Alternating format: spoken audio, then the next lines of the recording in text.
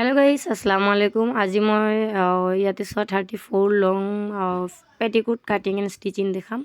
तो मैं केनेके देखा भालके चाक। मैं इते 4 इंची राखिसु बेल्टर कारण।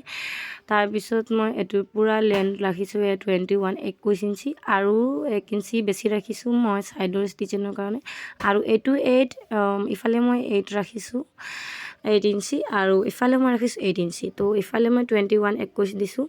तो 8/8 टू मिलिब लागिब। आगते मैं काटिंग तो करिलो। तो काटिंग तो करा हो गइसे एतिया 8/8 टू मिलिब। तो प्रथमे मैं कि करिम एटु 8/8 मिलाई लैसु। एटु मिलाई लोৱাৰ पिছত मैं किनारी सिलाइटो मारिम।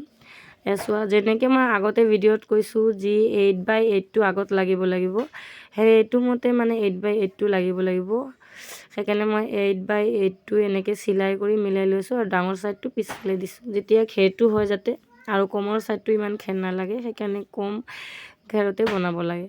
तार पिছত मैं एया साइडर सिलाइटो करि लैसु। एटु मोर बेल्टर কাৰণে प्रथमे किनारी सिलाई मारि केने उल्टा साइडर পৰা एनेके सिलाई करि सीधा साइडत फिनिशिंग तो दि दिसु। एनेके सिलाई करि तार पिছত सीधा एया एनेके सिलाई मारिलो। मारि केने फिनिशिंग तो एनेके बस एनेके फिनिशिंग तो करि लैसु। যাতে নিয়াৰিটো সোমাব পাৰে হেতু মতে মই 1 ইঞ্চি বেছি ৰাখি দিছো।